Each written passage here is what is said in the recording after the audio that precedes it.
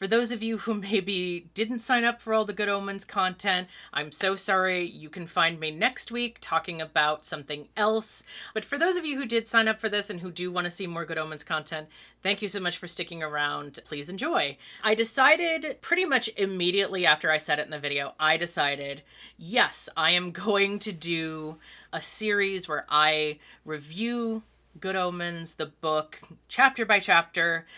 Every other week, I kind of decided is going to be how I do it. So this is going to be the first one, and then next week will be a quote-unquote regular video. I just filmed that. I don't even know how regular that's going to be, but that's a whole other thing. You don't need to worry about that. And then, you know, the week after, I'm going to go back to this review for what isn't chapter 2, but also is. It's kind of complicated. So one of the things I find the most interesting about this book upon rereading it, it's been such a long time that I kind of forgot how it's broken down, because this book isn't separated into like normal chapters the way a lot of novels are. And I think part of the reason that it reads like kind of snappier each chapter or part, as it were, it's about 6 parts and then the prologue before then. And I feel like the reason it kind of reads a little bit snappier is because it's also broken up into scenes. One of the weirdest things about my particular copy is that I did go ahead and buy it as an ebook copy, which usually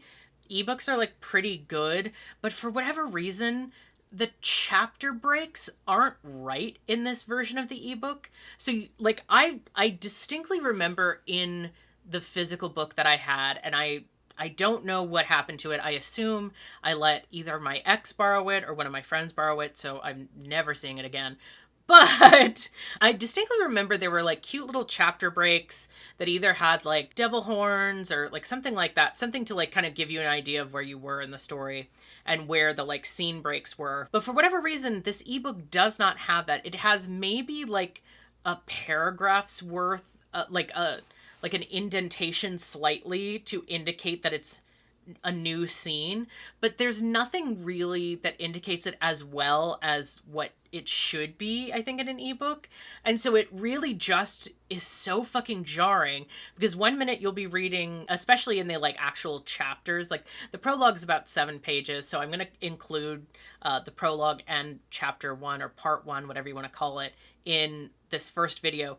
But like, especially as you get into the like actual chapters themselves, you know, one minute you're reading about, you know, the birth of the Antichrist, the next minute you're reading about anathema, and then the next minute you're reading about Newt, and then you're back to Crowley in the car, and then you're back to the baby, and it's like, what the fuck is happening? And it's really just because for some reason, whoever the publisher is, and I didn't look it up, maybe I'll have it like over here somewhere, whenever they made this particular ebook version, and maybe it's just because it's the iBook version, I don't know, but it just does not have the chapter breaks in a way that like makes it visibly clear that well. Like it's barely a space between the two the scenes, if you will. So the scene breaks are like not clear. What I'm used to is like, you know, if even in fanfic you get like 2 dashes or you get stars, you get something to kind of like break up the scenes. You're like, okay, I know this is a different scene. This is a, you know, new area, new conversation that we're having. And that's something, you know, I've done in plenty of books myself. But for whatever reason, the ebook just doesn't have that properly. So it's like, where the fuck are we? This is jumping all over the place.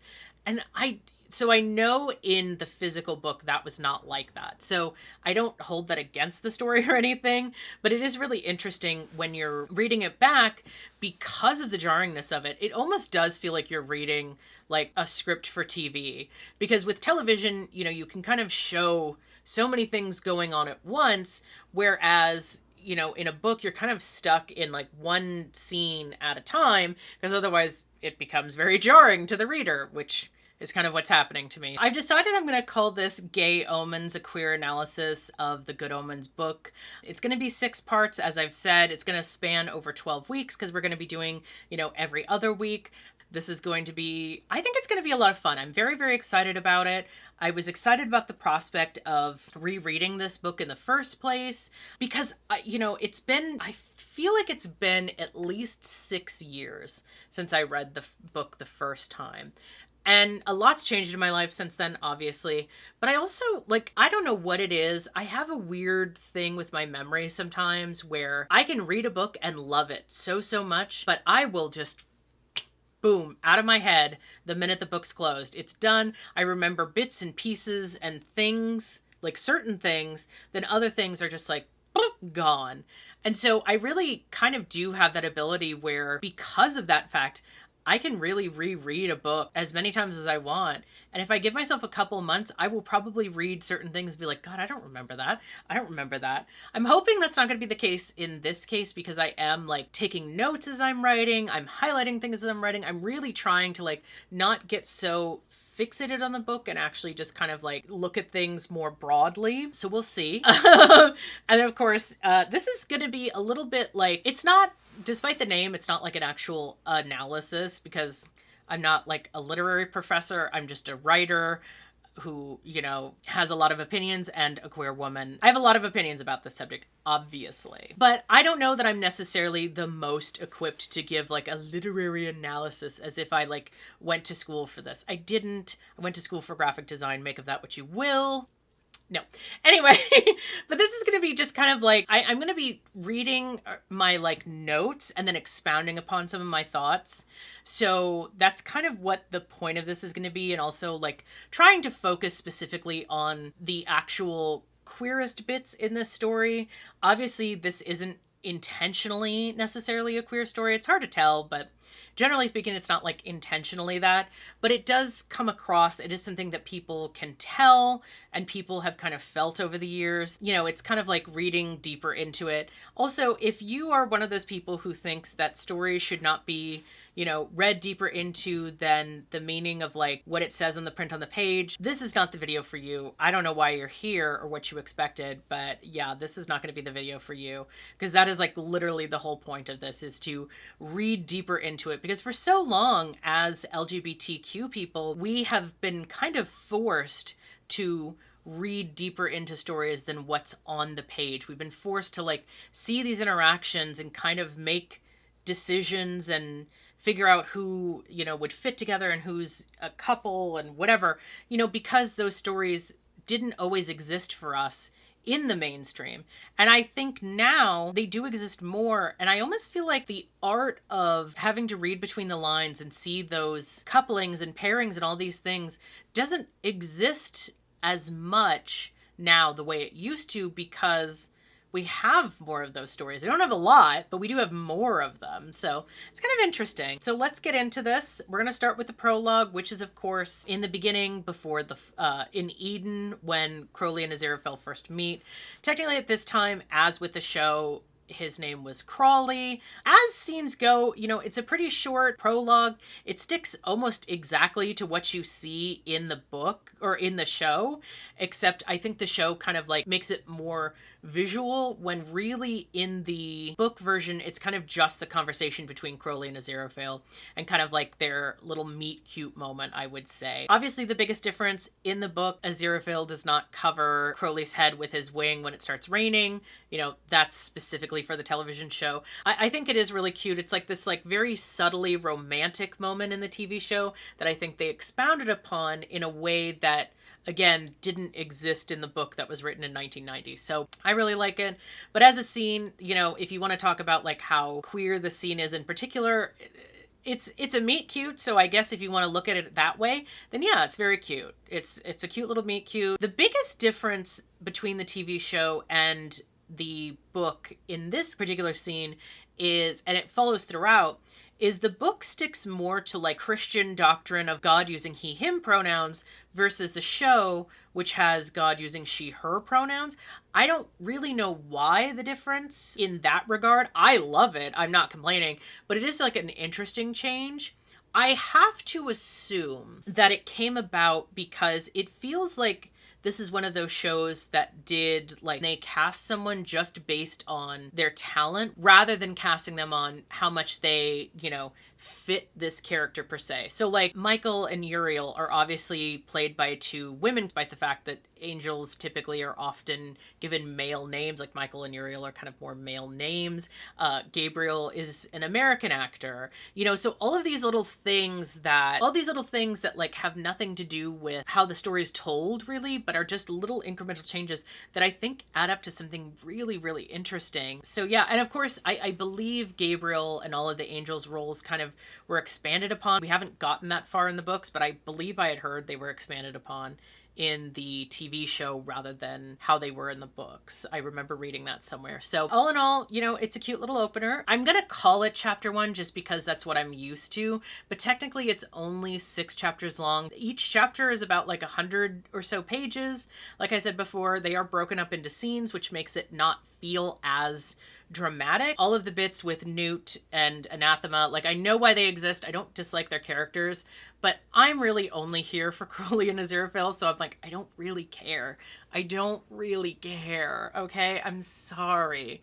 I don't, like, I get it. I get the importance of the friendship of the them, because it's like this whole thing to show that Adam is human and he's got human friends, and they're the ones who actually influence him ultimately towards goodness and whatever, or humanity. But that's not the part I care about. That's not why I'm here. That's not why you're here. So I feel like I'm probably going to be skimming that. I'm just going to be honest. I'm going to skim it. Sorry. But chapter 1, I'm not going to skim too much as far as like some of the beginning parts, because those are funny and interesting, and they do include Crowley. So there you go. So here's what's a lot of fun in this first chapter, and or in the first like few scenes. Obviously this, you know, it sticks pretty closely, the TV show, to the book. There are some things that are turned around. So like in the first chapter of the book is when we learn about Crowley creating the M25 and how it was like a big deal.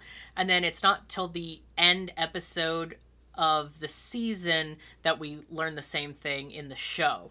I don't think it matters the placement of it, to be perfectly honest with you. I do think it's kind of funny, and I like seeing it right off the bat. It's just a funny little thing. And then of course, you know, we learn more about his character and how he's described. He's described as having dark hair in the book as opposed to red hair in the show. I imagine that was probably more of like a, you know, slight devil hint to give him red hair, maybe. I don't know. I don't know why exactly the change was made. I think it works. I think it's really good, so I'm not going to complain about it, but it is interesting that his hair is technically darker in the books. He's also described as being able to do weird things with his tongue, which I'm not touching that one. Me too, girl. Me too. That's all I'm going to say. That's all I'm going to say. You know, he's described as very snake-like. Obviously, we love that. You know, it's like, it's building the story up. It's showing these two characters. It's showing how they're kind of like unlikely friends and later unlikely lovers. Or very likely, depending on who you ask. But the point is, it's cute. It builds up the story. It tells you what you need to know. So it takes about 60 pages for something to get like even vaguely gay. And I have to say, so there's two little notes, right? I haven't, for some reason, even in the first chapter, it has not had the scene of describing Aziraphale as gayer than a tree full of monkeys, which I'm really disappointed in, first of all. Second of all, and maybe this version has it edited out for some reason, I don't know, but I'm like starting to wonder that. But anyway, the other big thing that I loved is when Crowley and Aziraphale are having the conversation in St. James Park about Armageddon, Aziraphale does refer to Crowley as my dear, which I think is really sweet. He also calls him dear boy throughout the story, from what I can see. There's multiple instances where Aziraphale is referred to as having exquisitely manicured hands, very specifically. Like, it comes up multiple times in the book. And obviously, like, it's all giving this indication of like how people perceive Aziraphale, how people perceive like who he is. Let's just call it what it is. He's a femme. We got it. Like, you know, very, very feminine. I get it. You know, I've been there, girl. I'm still, but in a different way. So I get it. It's cute though. It's cute. I'm like, okay, now we are getting somewhere. We're getting to the cute little pet names. Oh, the other cute thing that happens in the book that I kind of wish they had kept in the TV show, and maybe it was just like a deleted scene or whatever, but in the scene where they decide to go to the Ritz and they get the boot off of the Bentley. Crowley gets the boot off, but then the pad of paper in the traffic warden or something, I think that's what they called him in the book, the traffic warden, his little pad lights up in flames, and Crowley's like, I didn't think I did that. And Aziraphale is like blushing. He's like, yeah, that was me. Sorry, babe. That was me. I got a little carried away for you. Like, it's cute. Okay. It's like a little soft romantic moment. It's cute. It builds into the story. I kind of wish they'd included it in the show. Like, obviously that scene does exist, but he doesn't like set the paper on fire, and Aziraphale doesn't admit to it, which I think is kind of sad, but like, whatever, I'll live. If you can't tell, I am having oodles of fun with this. Like, this is so much fun, especially when you actually get to the gay bits. Like, obviously in the beginning it's kind of hard because there's not like a lot of gay shit happening. I feel like as the book goes on, it's either going to get more gay or I'm just going to be skipping a lot of shit, and there's just going to be some chapters where it's like 2 notes and I'm just gonna have to riff on that forever. I don't know. The other thing that is really cute is, like, of course, the scene in the bookshop where they get drunk is like, in the book, it's, you know, a cute little scene. So it's all little scenes that I think, you know, almost all were included in the show. And that's really fun. You know, it's just, I don't know, it's cute. And again, you know, even drunk, Aziraphale calls him dear boy, but that doesn't, like, for some reason that never translated to the show, which I'm kind of disappointed about. Because I think it makes it even gayer, and that's clearly what they were going for in the show. So I don't know why they took that out. In this first chapter, of course, we get to enjoy Crowley as Nanny Ashtoreth, and we get to enjoy Aziraphale as Francis. Now, in the book, it's implied by Aziraphale that those were not actually them. They were actually their, like, people who worked for them, because after the nanny and Brother Francis leave, or Mr. Francis as he's called in the book, after they leave, almost immediately after, there's 2 tutors who come in who kind of also have the, like, hellish influence and the heavenly influence. The Nanny Ashtoreth bit, I think, was kind of more interesting for the TV show, and I think that was something that stood out to fans a little bit more. My only complaint about the TV show was there no working drag queens available in all of England at the time that they were filming this? Or did Amazon just not have the budget? Because what was going on with that look, girl? Like, I know, like, in the book it's obviously described that Crowley was going for Mary Poppins thing because he'd seen the movie. I love that. That's great. That's, you know, you get that vibe from Nanny Ashtoreth in the show. And she also doesn't have a dog, which she does in the book for some reason. I don't know why that was taken out. What was going on with that makeup? Like, why? Did David Tennant annoy someone in the makeup chair that day? Like, what was going on, girl? Was the Vivian busy? Like, you couldn't give her any kind of better bug? Which, like, it doesn't really matter. But it's also described in the book, which I did not remember at all, that Nanny Ashtoreth also looks like she may, like, have discreet services that she offers in the back of certain magazines. And I was like, okay, girl. So, like, if you want me to buy that, you need to make her look snatched. Like, I want to buy the fantasy. And I was not buying the fantasy. Also, okay, so in the book version, Crowley has an idea that that's probably the wrong kid by the time Warlock is 10 because he's too normal, which he does say at one point in the show, but he doesn't seem to, like, have the idea that it's probably the wrong kid, where he does in the book. I also think it's really cute that they're eating together in, like, a restaurant, and Aziraphale decides to sneak over and just take some of Crowley's cake, which Crowley does not notice at all.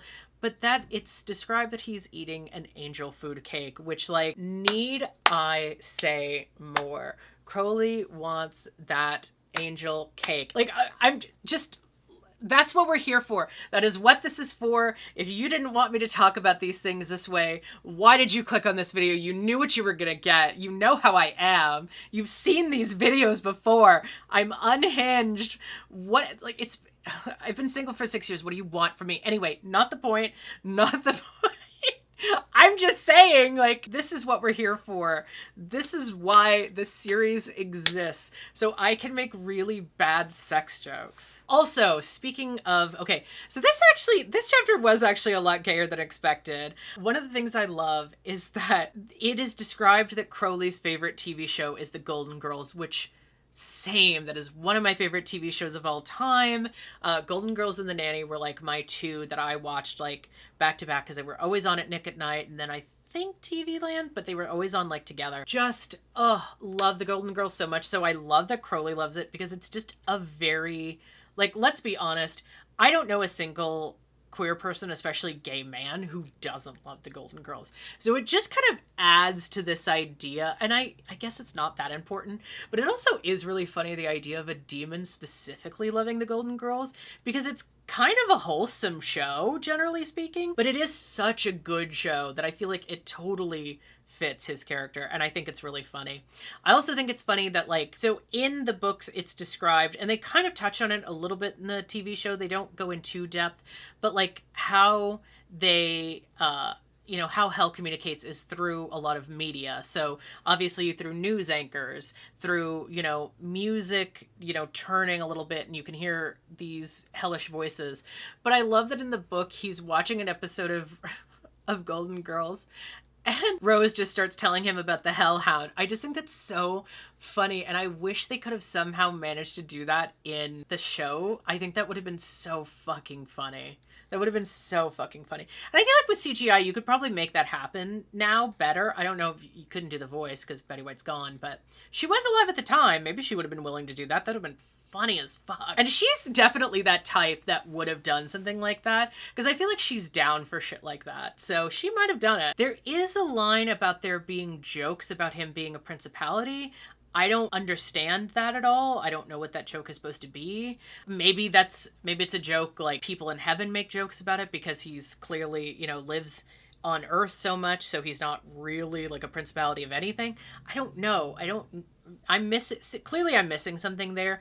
Maybe it's lost in translation. I don't know. This was actually a pretty queer first chapter. I thought it was a lot of fun. I think as the story goes, again, I'm expecting it to get a little gayer. The whole thing about raising Warlock, it feels very like, dad's adopting a kid. It's cute. I love it. It's fun. I'm really looking forward to the rest of the book. I'm really looking forward to more of these videos. I've been having so much fun getting to talk about Good Omens. I really didn't expect this to become like such a big thing for my channel, and I'm really glad that it has. Yeah, if you enjoyed this video, please feel free to comment down below. Tell me if you have read the book already, or if you're going to read along with me, what your thoughts are about the first chapter and the prologue, if you've read it. If not, you can just tell me, I don't know, what you're looking forward to, favorite episode of the whole series so far, just anything you want to tell me, because I'm really enjoying reading everyone's comments about all of this. Subscribe to my channel if you want to see more of these videos. I'm going to be making them whether you want to see them or not, but it's always nice to know that they're wanted. And of course, next week, like I said, is going to be more of my usual content, which will be like putting on the makeup and talking about other topics that aren't Good Omens related. So for those of you who did not sign up for the Good Omens content, I vaguely apologize. My channel is always evolving. That's just who I am. If you've known me for long enough, you do know that by now. But yeah, so I hope you enjoyed this video. Next week, of course, is going to be, like I said, a more standard non-Good Omens video, and then the week after that will be the next chapter review. I'm actually glad now that I'm doing it every other week, because it gives me a chance to read 100 chapters in like not 20 minutes, which is kind of how I did it today, because I didn't realize chapter 1 was as long as it was. I for some reason thought that was one of the shorter chapters, like the prologue, which is why I put them together in the first place, but that is neither here nor there. I don't think I had enough to say about the prologue that I could have made that work anyway by itself. Of course, please subscribe to my Patreon, patreon.com/NarcissaDeVille. That is my members only behind the scenes channel. I'm going to have videos that are very specific to Patreon as soon as I get people, kind of telling me what they want to see. And until next time, stay devilish.